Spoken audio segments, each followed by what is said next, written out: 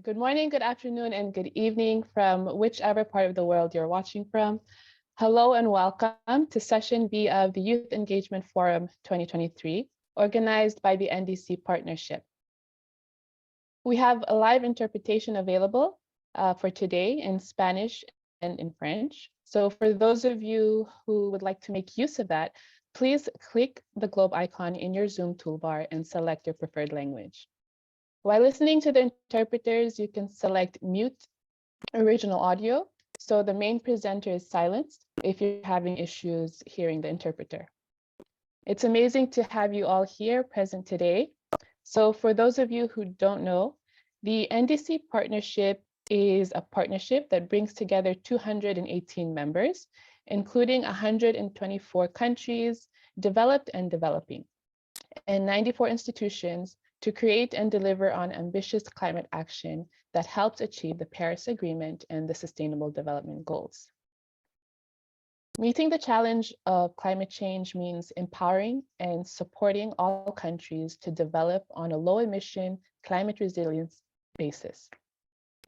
This requires ambitious NDCs and investment on a vast scale to implement mitigation and adaptation actions.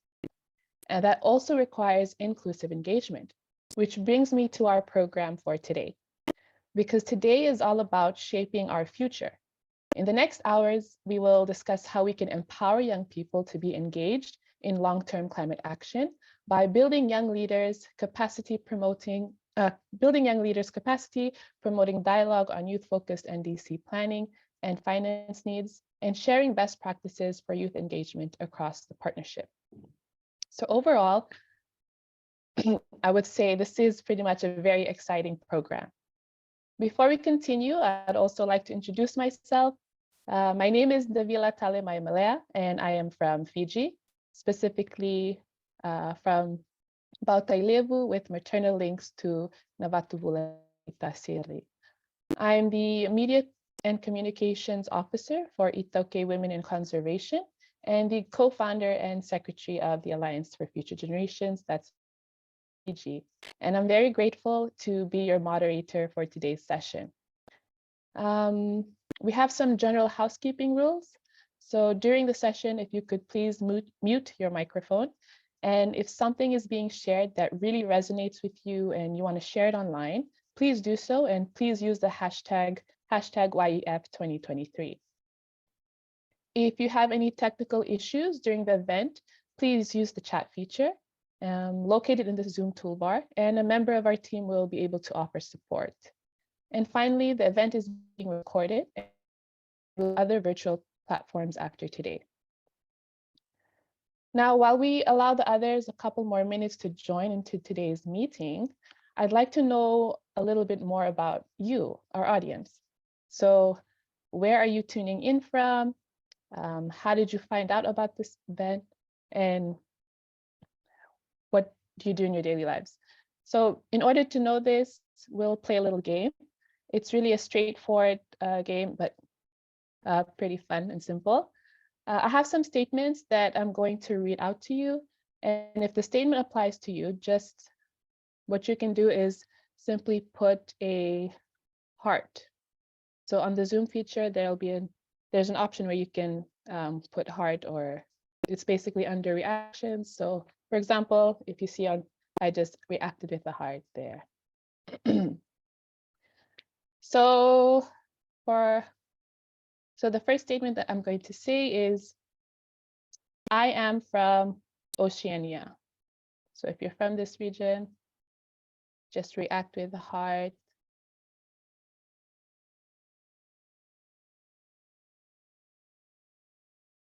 Oops. All right.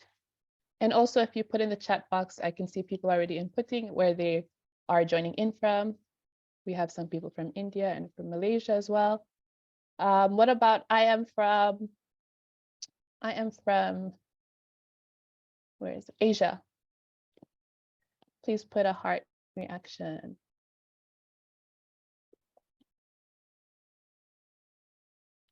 Anyone here from or representing the African region?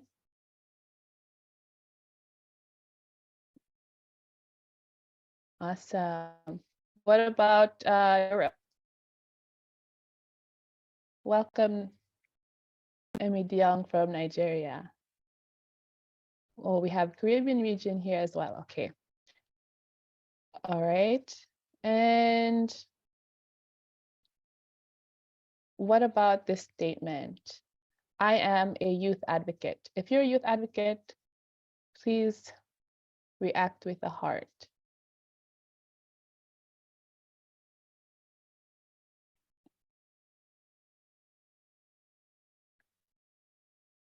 All right. And what about the statement, I am a government representative? Do we have any government representatives here today with us?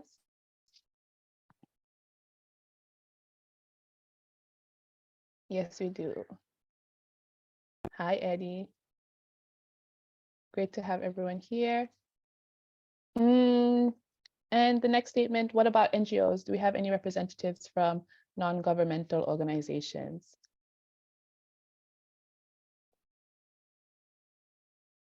Yes, we have Jezreel and Begim. Awesome.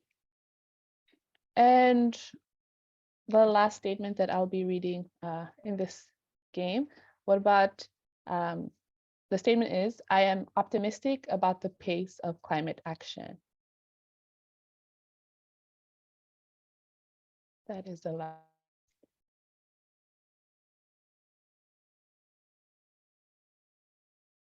Yes, we have a few. Awesome. Michael and Banashri. Thank you so much, guys, for playing this game. It's just to get to know our audience a little better. I may not have mentioned you all, but I'm really grateful that you're all here attending today.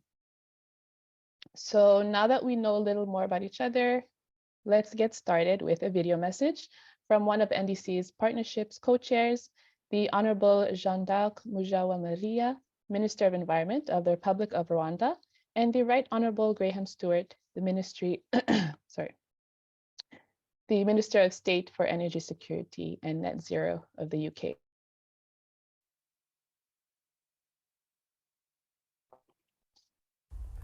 Greetings from Kigali. Welcome everyone, and thank you for joining the third Youth Engagement Forum of the NDC Partnership. This year, Rwanda took on the role of co-chair of the NDC Partnership. And as co-chairs, we aspire to see countries developing ambitious NDCs and the partnership mobilizing resources at scale to implement them. Currently, climate change is an existential threat for all, and particularly the youth. Although the impacts of a hotter planet are already being felt, it is the next generation that will face the biggest stresses. This is a serious concern as, for example, in Rwanda, 65.3% of our population is made of youth. We therefore have a responsibility to deliver ambitious climate action for and with our young people so that we are protected from the worst impact of the changing climate. But equally important, we need a model of development that will allow the young generation and those to follow to prosper and enjoy sustainable development while contributing to a world of net zero emissions. Young people are already playing a vital role in developing and implementing climate solutions. The NDC partnership contributes to even scaling those efforts, meaningfully engage young people in climate plans and actions. In Rwanda, we have seen a number of youth associations and NGOs engaged in climate actions, and our strategies and plans consider youth as key stakeholders. On the international stage, COP sessions have centered youth climate leaders in the collective statements of hundreds of youth delegates. Governments and decision makers need to create stronger enabling environments and secure financing to complement your organization, energy, and ideas to meet the global challenge and ensure effective and lasting solutions. This is the Commonwealth Year of Youth, announced last year during the CHOGM in Kigali, dedicated to youth-led action for sustainable and inclusive development.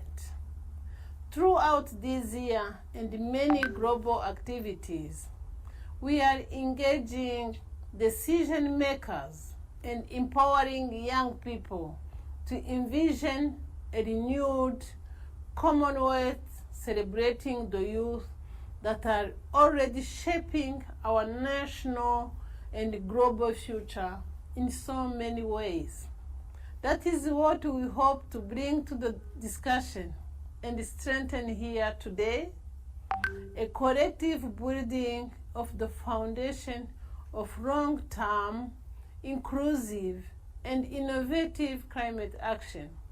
As co-chair to the NDC Partnership, Rwanda thanks you for your enthusiasm, innovation, and leadership as we work together to shape a better, greener future for all. Thank you. I'm delighted to welcome you to the 2023 NDC Youth Engagement Forum.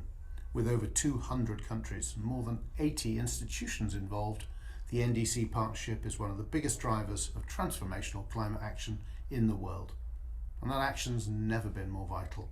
The recent IPCC report drove home the importance of limiting the rise in global temperatures to 1.5 degrees C. With every tenth of a degree the mercury rises, the adverse impacts of climate change become more destructive, whether it's mass flooding or devastating droughts. But it's not going to be straightforward. If we're to meet 1.5 degrees C as a target, not only do we need drastically to lower greenhouse gas emissions, we also need to ramp up our ambitions and inspire worldwide action. That's why young people are such an important part of the NDC Partnership. And cliché as it is, you are the future of this planet, because you have the passion, the drive and the innovation to accelerate our crucial work. You can hold governments to account, pushing us to go further, faster. And you will be the generation responsible for bringing about the greener, brighter future that we all know is possible. Today we want to hear your views on how to bring youth into long-term strategy development and investment planning in a meaningful way. So please, I speak as co-chair of the NDC Partnership. I'm encouraging you to be as open, honest and critical as possible. And I look forward to working with you as we turn our ambitious climate targets into a lived reality. Thank you.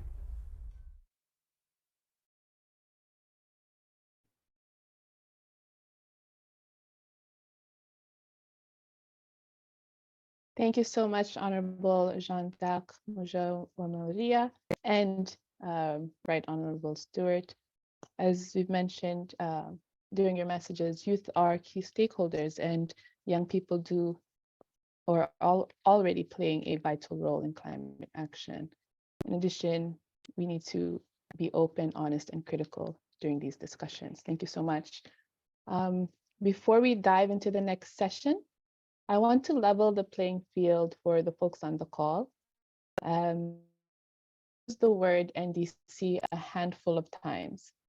So I just want to know with our audience, for those of you who have already heard about NDCs or are aware about them, if you could just put a thumbs up reaction, just to see how many are aware. Mark, thank you.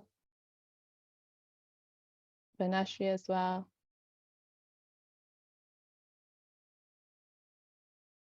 And Eddie, Shreya, awesome. Okay. In case some of our audience members are not aware of what NDC means, NDC stands for Nationally Determined Contributions, and they are a core element of the Paris Agreement. They are a climate action plan developed by countries to cut emissions and adapt to climate impacts. Countries are required to develop and update NDCs every 5 years, communicating their commitments to achieve the goals of the Paris Agreement. For the Pacific region, despite being the most vulnerable to the impacts of climate change, they are resilient. They've shown leadership in the climate change space through encouraging ambitious and bold global action, reducing their own greenhouse gas emissions, which is already negligible on a global scale, and improving resilience to the impacts of climate change. However, right now, as you all might know globally, we are in fact not on track to deliver on these goals with the current NDCs. This is a gap that the NDC partnerships works directly to bridge, working with national governments, international institutions, civil society, researchers, and the private sector to increase alignment, coordination, and access to resources to link the needs to solutions. The partnership recognizes the critical role that young people play in successful climate action. And through this event, through the youth engagement plan, and through the actions of all our members, to achieve that, it is of utmost importance that, amongst other things, we reach a certain level of participatory policy development. So that is why I'm very excited to introduce you to our next speaker, who is here to tell us more about exactly that. So welcome, Ariane Pevide. Ariane Pevide is a director of climate finance at Mitsubishi UFJ Financial Group, or MUFG.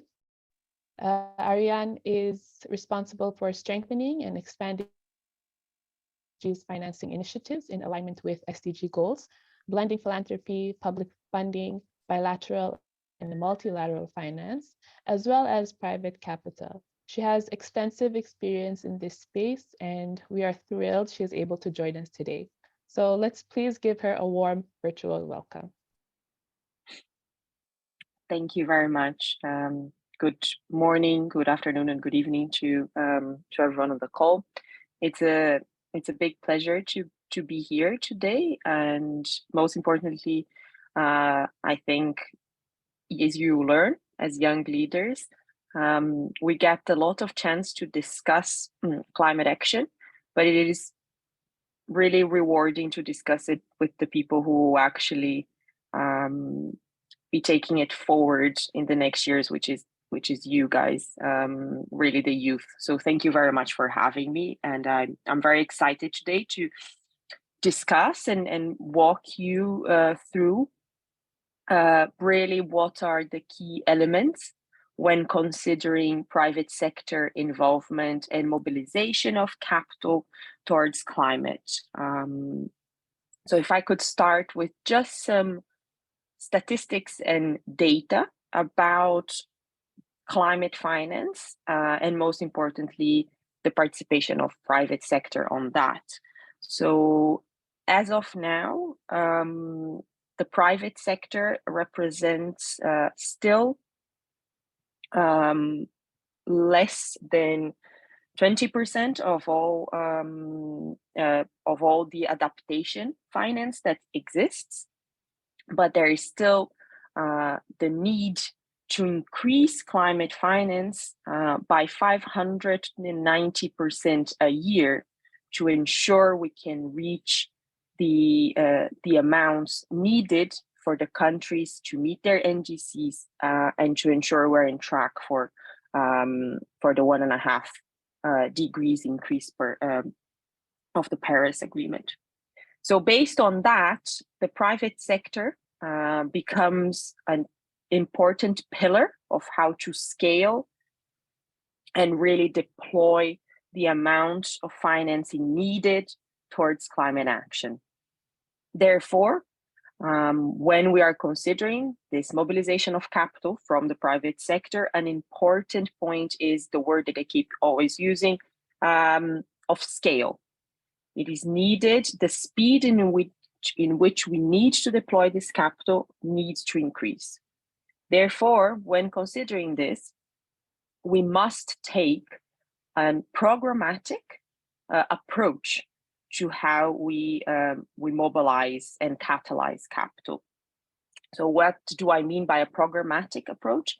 It is really how to build vehicles, either funds or even new non-banking financial institutions that really brings together different partners, such as public capital and private capital together, and have a view of deploying capital for multiple countries, multiple sectors, and most importantly, multiple projects. And here we have the NDC Partnership through their amazing work, helping the countries developing their nationally determined contribution. We can see the scale that of the number of projects that each countries or climate priorities each country have to make sure that they achieve the goals that they've had set themselves through their national determined contributions, the NDCs. So we can go to the next slide.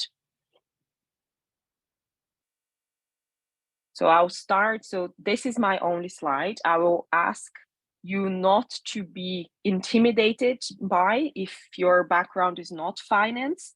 It is only to give some points to pay attention to when we're talking about private sector.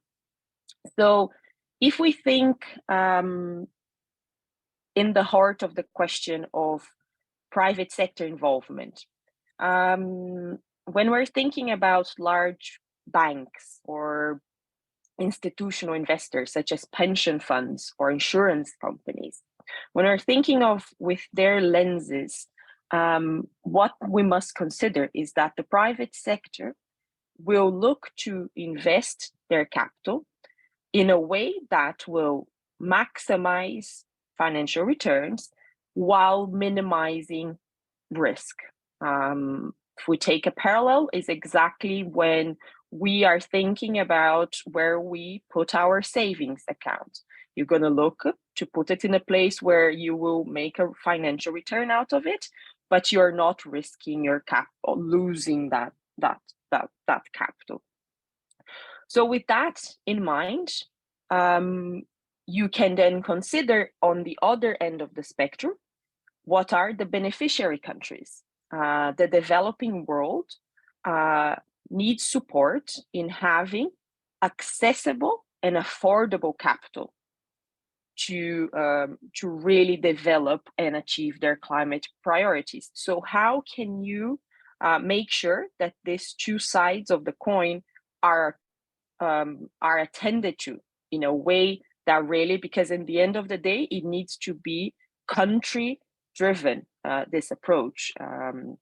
So this is really when we, having that in mind, this is where the term blended finance comes from. What is blended finance?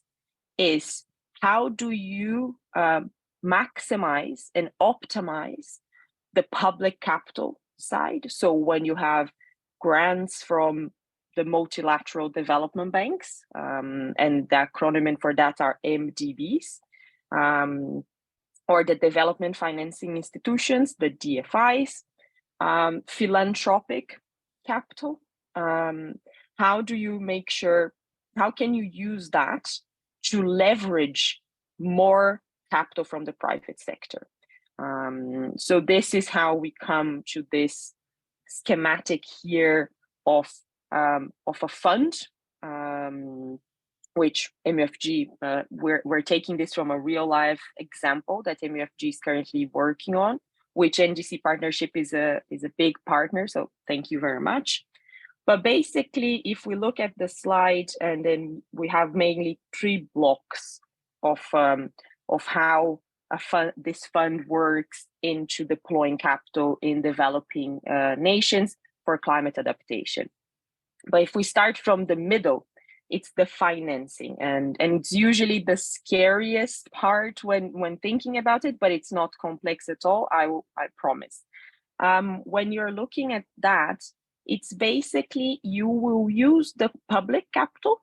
So let's say the Green Climate Fund. I'm actually speaking from Korea. I'm here to attend the board meetings. Is the Green Climate Fund, or the GEF, which is the Global Environmental Facility, or the Adaptation Fund. You can use the funds from that to really be put in, if we think that there is a staircase, you can put them in a position where they will be providing what we call de-risking. So they will take higher risk in a fund. And by doing that, then for every money, every dollar of every unit of capital that you get from the public sector, you then leverage $5 from the private sector, because those de-risking mechanisms make investments and risks that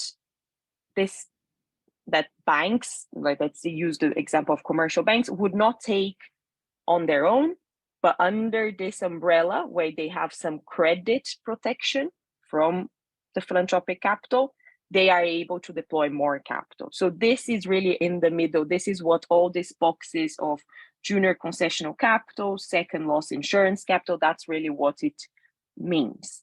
For whoever is interest in going in depth analysis of blended finance, I really recommend having a look at the Convergence Blended Finance website. They have a lot of free and accessible materials. Really, you go in depth of blended finance. So I would recommend that for whoever is curious. So that is the middle part. And if we look at the part on the left, which is the most important here, is you can have the best financing structure, the most sophisticated, the largest one. If you do not deploy it in the correct projects, then you will not achieve the climate ambitions. And this is really important when we're talking about the origination, which is ensuring and having proper stakeholder agreement that your pipeline of transactions is adequate. And to ensure that the projects are ready to be investable, you have what's called technical assistance, which is using the grants to develop the projects. So not to delve more, because I know I have my timing and I don't want to miss it. But when we think about mobilizing the private sector, the most important thing I will say to you when thinking about it is how to make sure that all this concessional capital, public capital that is available, how can you ensure that every dollar of that really brings not just the quantity of private sector, but that is meaningful and that is accessible and affordable, as we mentioned, but how can you match that? We all know that the amount of direct concessional capital going into countries is scarce and it's limited. So how can you use that as a tool to leverage more money from the private sector?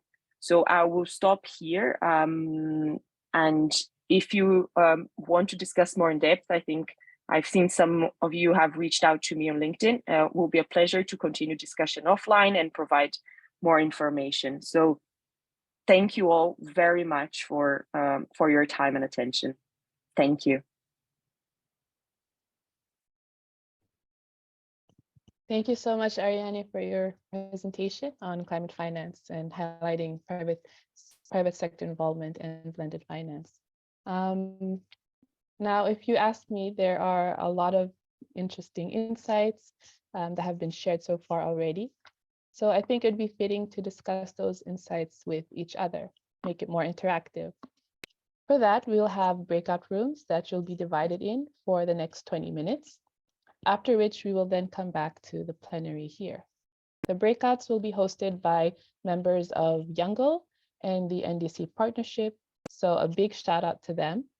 And You'll be automatically assigned to a breakout room, which will then start with a prompt asking you to step into the shoes of an advisor to a Minister of Finance and plan action around youth engagement within your role. So I'll see you back in about 20 minutes. Right. Welcome back, and I hope you enjoyed the breakout room sessions. I hope you had a lot of good discussions. I was actually in one of them, and we talked a lot about some points that we talked about was green skilling. We also talked about mainstreaming climate change into the education system. And even we also talked about opportunities for more research within each country. Now, as we are done with the breakout room session, let's shift our focus to a panel discussion centered around youth engagement in climate action, particularly around national NDC implementation and investment. The main aim of today's event is of course to amplify youth voices, extract recommendations, and explore how global NDC partnership members can support inclusive leadership for future generations.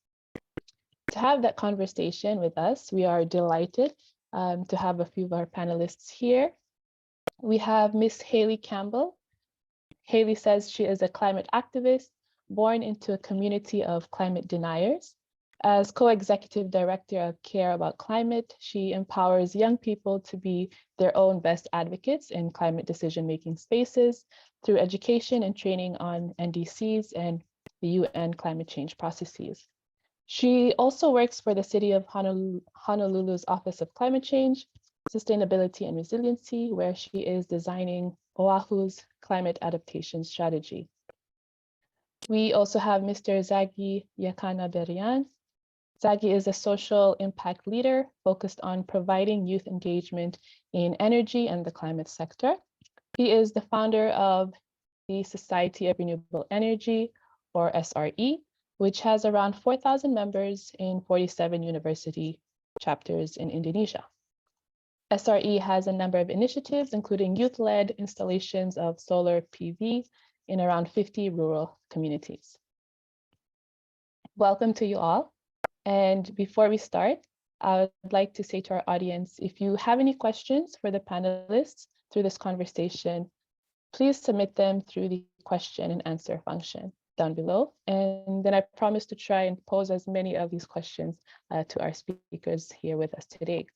And also with your questions, if you could also include the name of our panelist that you're referring that question to.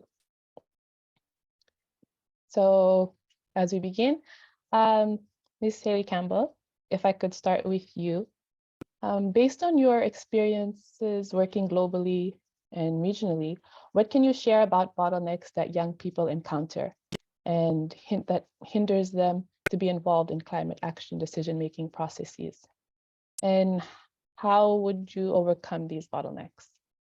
Yeah, first of all, just want to say thank you so much for having me, for organizing this event. This is one of the most important and really meaningful ways to actually hear youth voices, especially when it comes to something as important as NDCs, and a really good example of what I'm hoping more of our governments will be doing as they're working on updating their NDCs in this next round.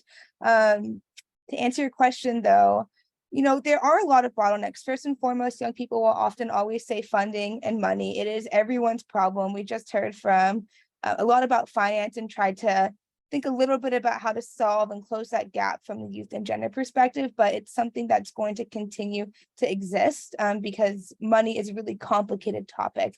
But in addition to a lack of funding, there's often a lack of capacity building for young people or dismissiveness from leaders, often because young people aren't always speaking in the technical terms that older adults have learned from years of experience, and sometimes that results in ideas getting passed over and feeling like young people are sitting in spaces to be tokenized rather than to be heard and meaningfully included.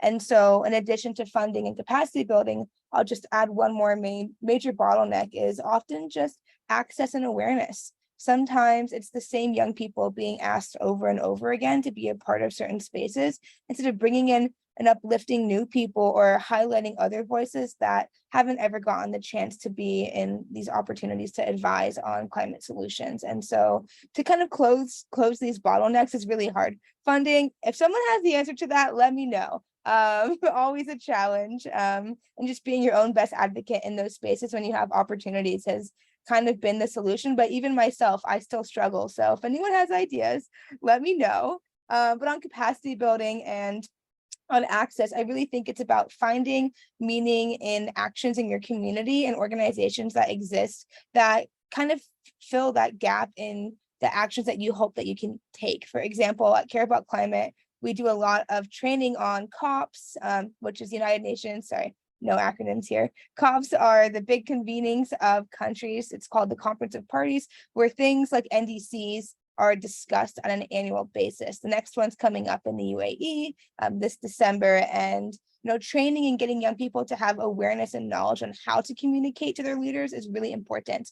But there are also people who have found passion and wanting to help other young people have that opportunity. So if that sounds like something that's great for you, then those types of organizations are ones that you should join. But I really think kind of overcoming those bottlenecks from our own perspective is trying to join these types of organizations, but from a institutional perspective, it's all about really mapping out and asking young people, well, who is missing from this conversation?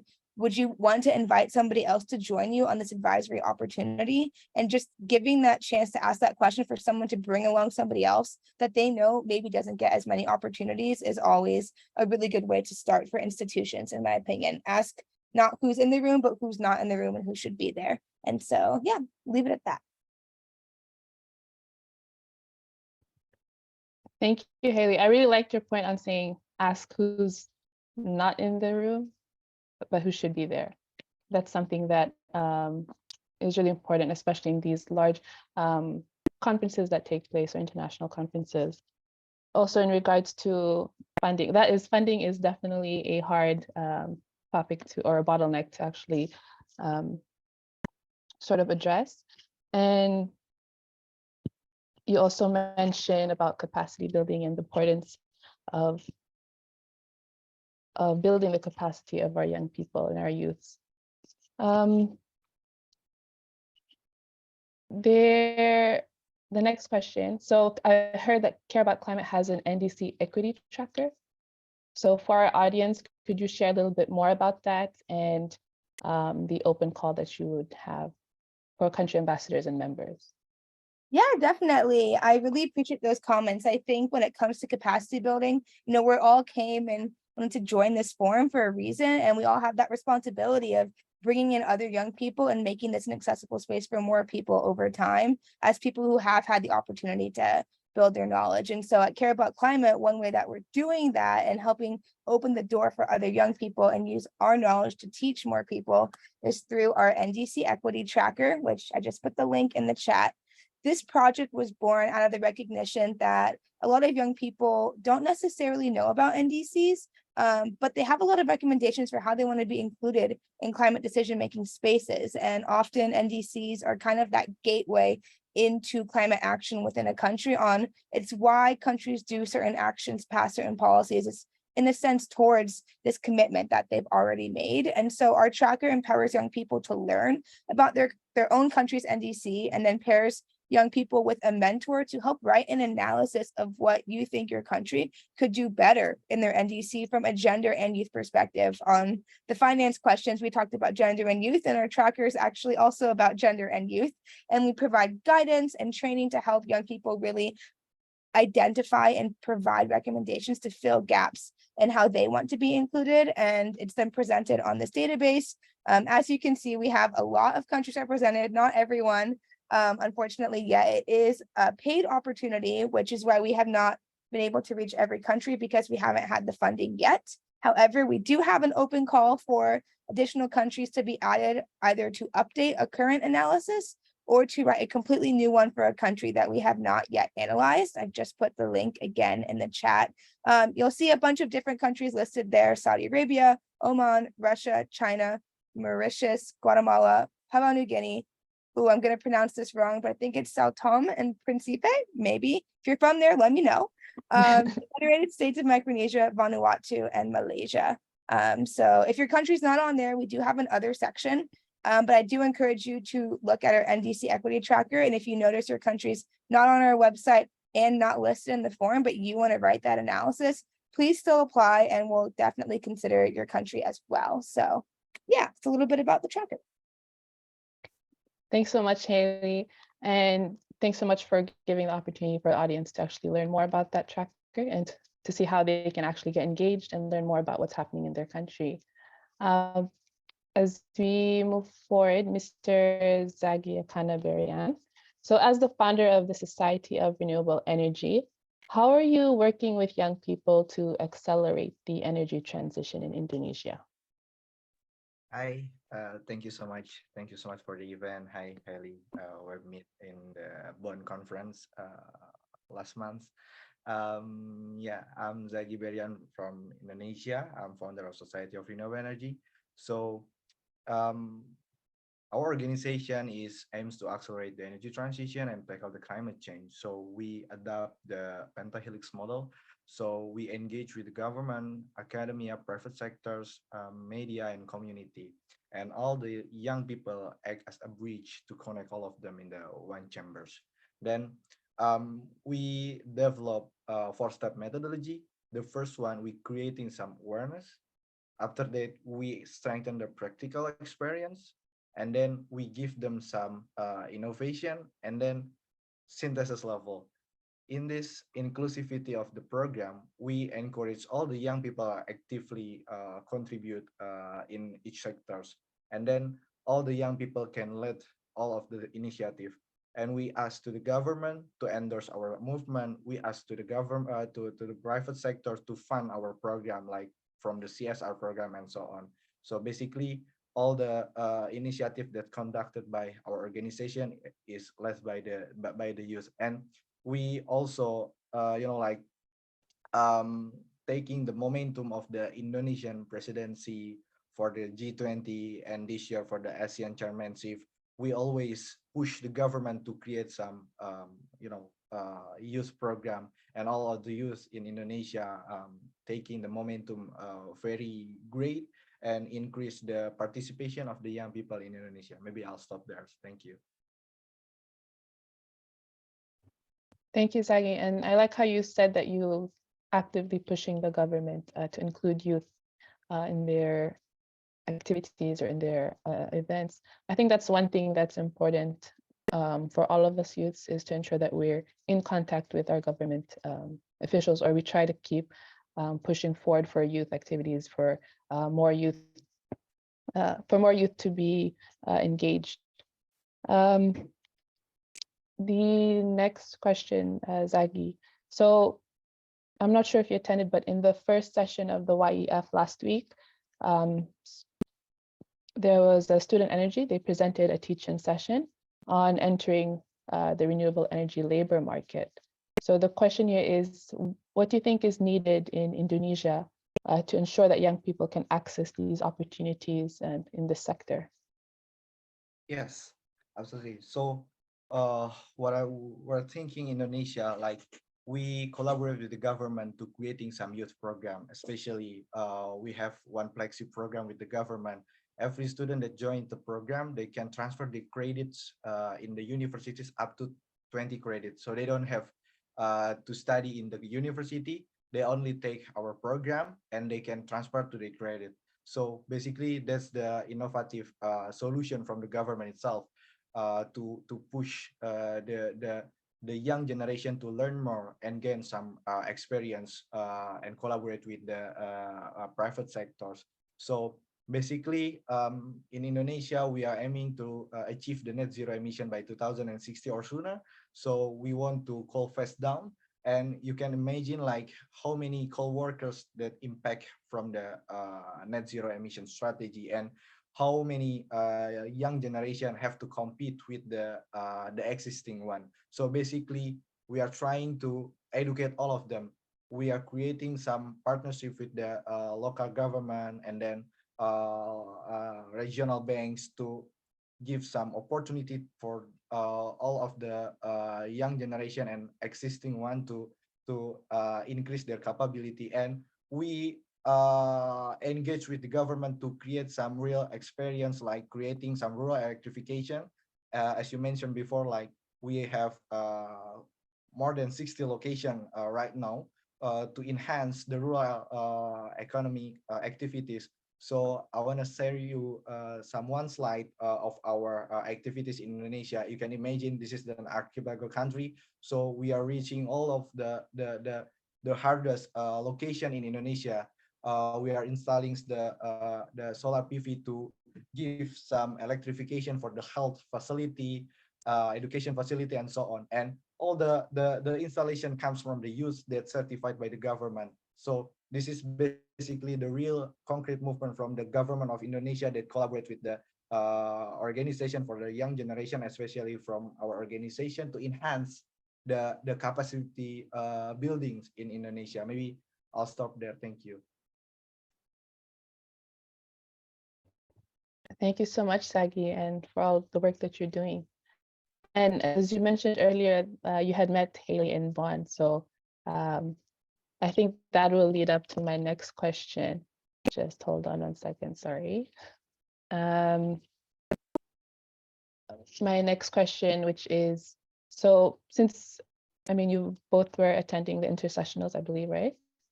What, in your experience, what is the most important thing about having young people participate in policy development at events like COP?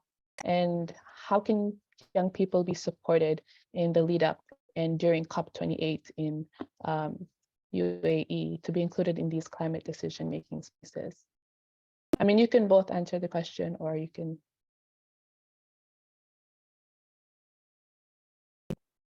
I can go first. Maybe you can go second. Then we can flip the order on the next question. But Yeah. I would say one in order, something that we've noticed at Care About Climate in terms of, the ability to be prepared to attend the events is that there's not really a lot of training available for young people to understand how do you make an impact at these events, and even what goes on at these events can be really confusing. I know my first time going to COP, I had no idea what was going on, and I left both excited but also really confused about why on earth I was there. And over time, some friends talked me into going back and learning more, and now I've been a part of policy changes for a couple years now. And something that we created at Care About Climate to close that gap is a COP training course that is going to be live this year in English, French, Spanish, and Arabic, working on the other languages, but that's something that was created by young people for young people to close that gap. So if finding training opportunities or asking your friends that have been a part of these spaces or joining ours, whatever you feel is best for you is definitely a good way to get prepared. But in terms of actively participating at these events, sometimes it's really just about going to the negotiation rooms that are happening and trying to find and talk to the person that's from your country and just say, hey, I'm a young person from your country. I'd love to learn more about your position and just try to understand more about what's going on here. Would you be willing to meet? And hopefully they'll say yes. And then when you go into that meeting, come prepared with specific questions that you're ready to ask them, that you create with a bunch of other people, hopefully from your country or that are working on the same topic as you, so you can show them that you know what you're talking about, which is really important, but also that you're going in there not just to learn, but also to advocate for things that you really think are important. And remember that it's not necessarily always about being super technical. It's about communicating what you feel is really important and making sure that they're hearing you. If they come back at you with something very dismissive, ask your question again or clarify your question and say, this wasn't really what I was hoping to get out of that answer. Here's what I really meant. And don't be afraid to really advocate for yourself and what you need in that way.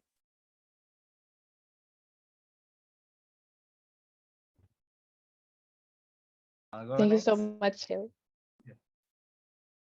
Can I? Yeah, sure.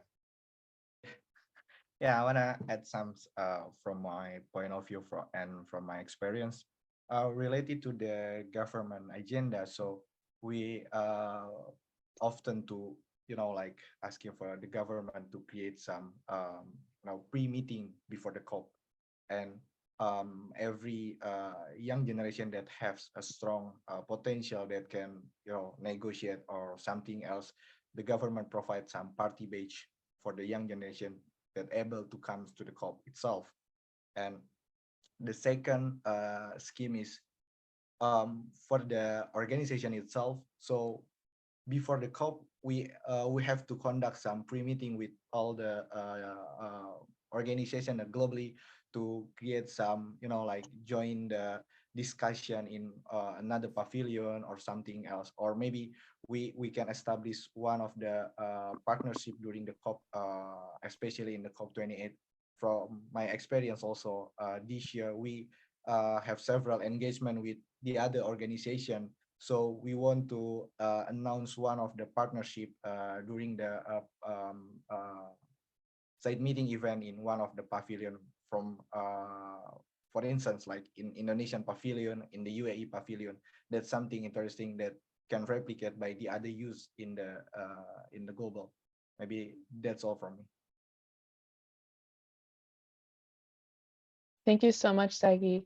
And thank you, Haley, as well. Like the advice that you've given, especially for young people who are maybe entering the COP for the first time.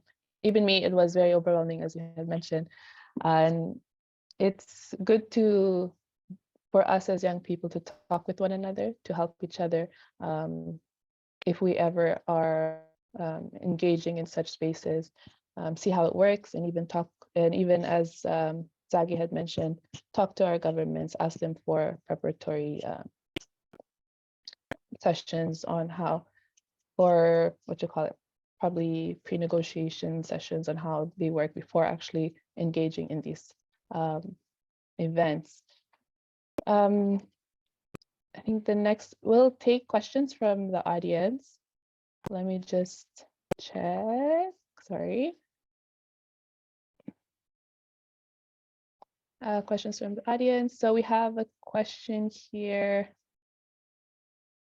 Okay, well,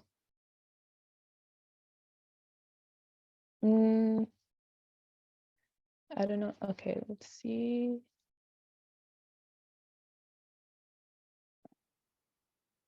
So we have a question by Abhinav Parewa. He states, to be a part of such climate talks, I often have seen that they ask for what's your experience. So how do you gain experience when you're just entering the climate space?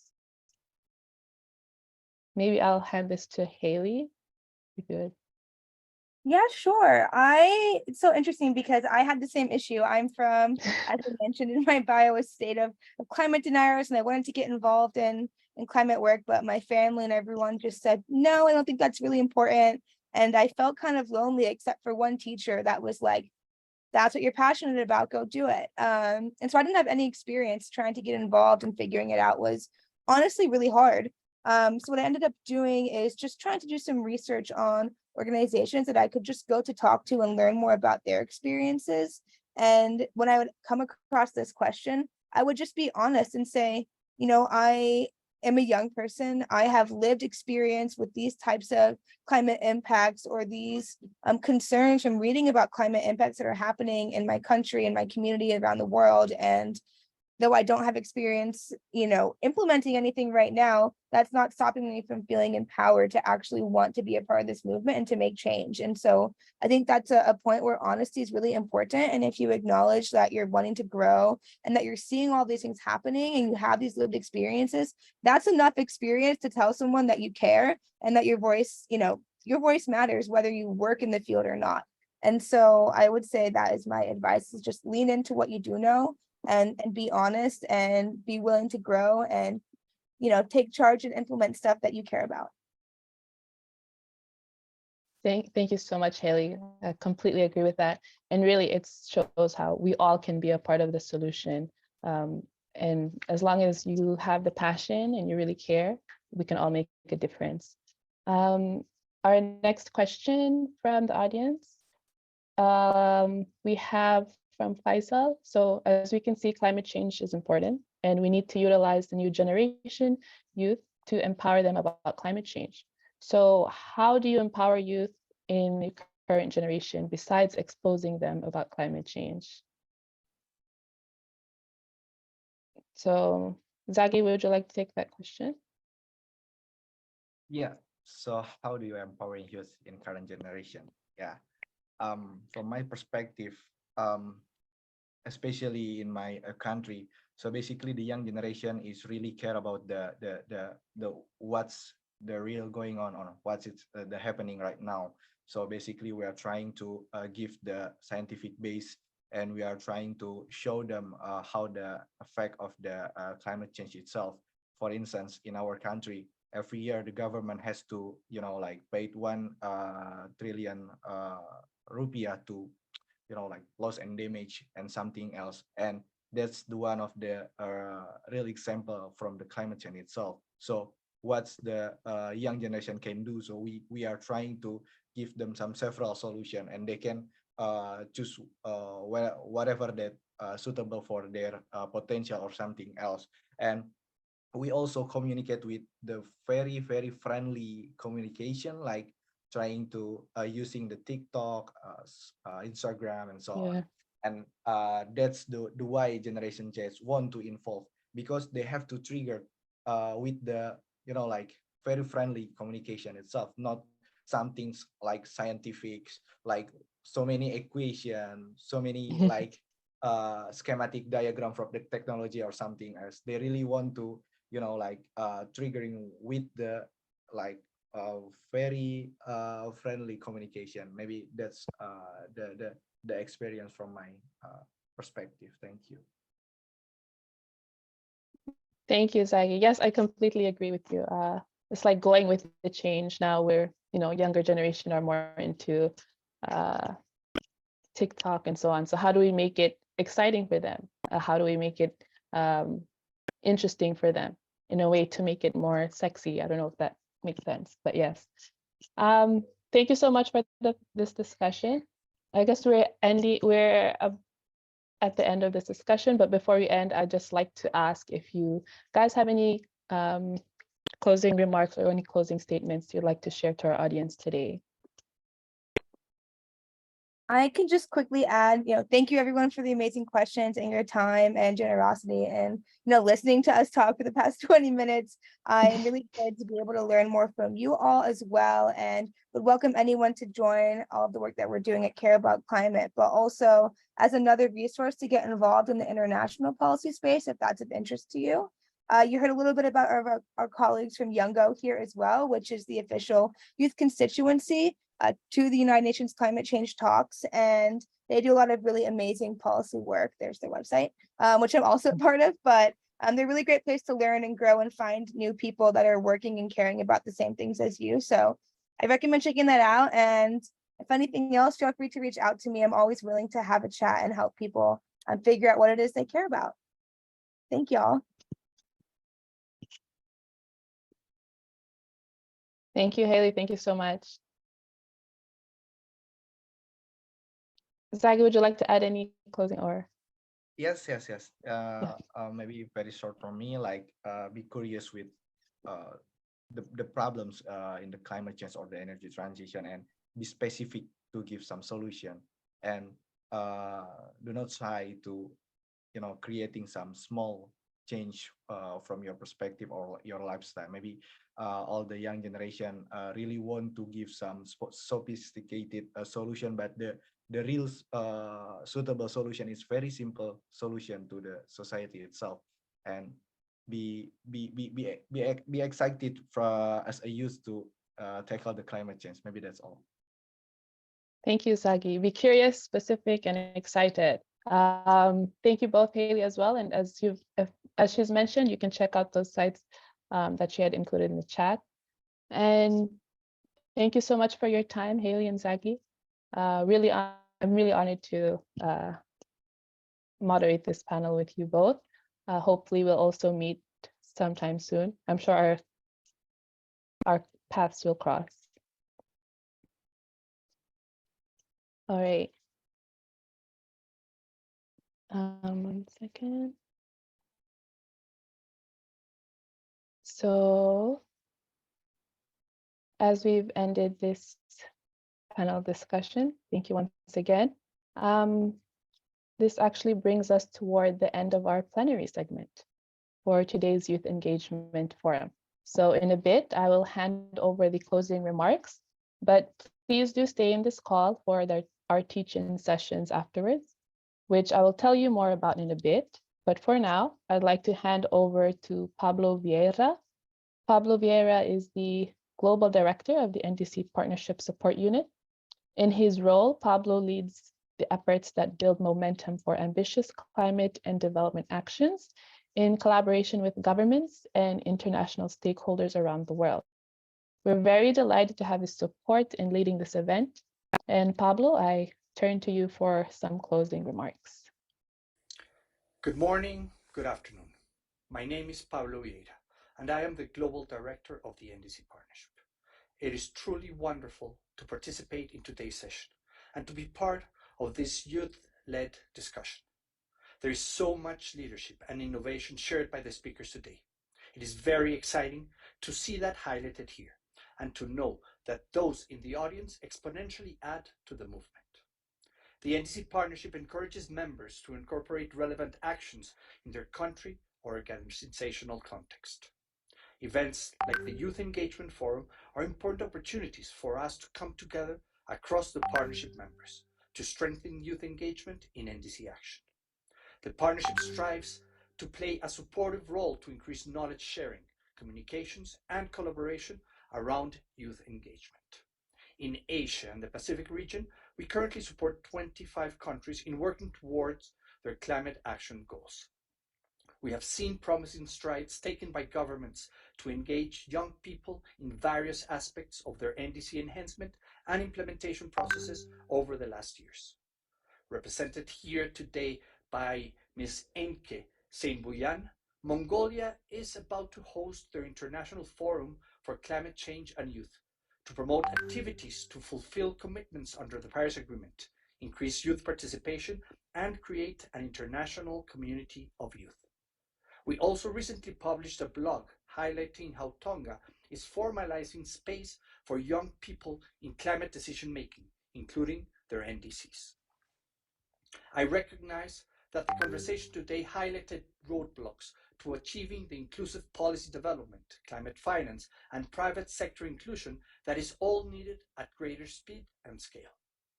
There are substantial challenges to centralizing opportunities for youth engagement in long-term policy planning and investments around NDCs.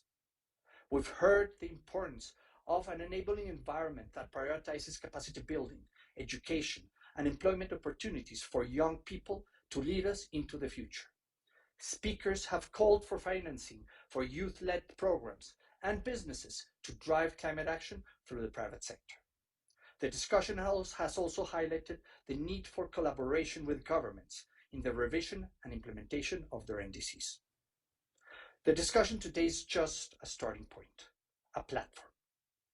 We only had a short time to hear from experts and leaders today, but we will continue these conversations, bringing in the insights you have to offer your communities, your countries, and your regions.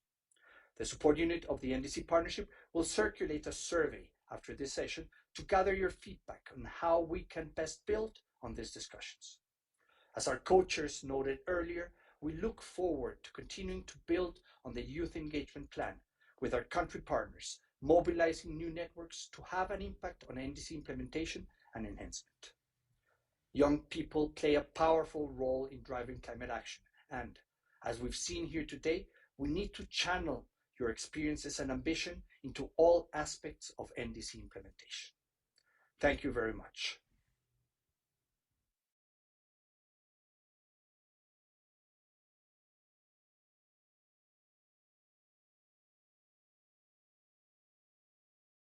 All right.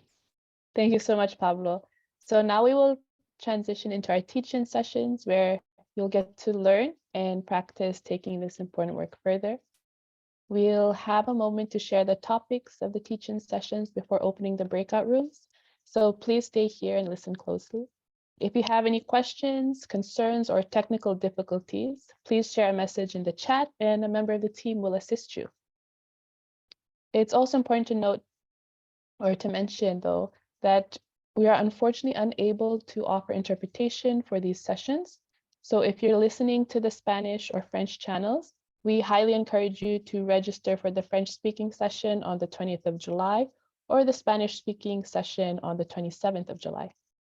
Thank you for understanding, and we sincerely hope to see you there. So here we offer the following teach-in sessions. Room 1, we have 3:50 Pacific. And yes, so room 1, we have 3:50 Pacific, and their teaching session is on the technical, is on organizing effective campaigns. 3:50 is a youth-led grassroots network working with communities to fight climate change from the Pacific Islands and diaspora, organizing and campaigning with the Pacific Climate Warriors. And basically, this will provide an insight to a variety of tools that are used to help organize and mobilize communities to take action.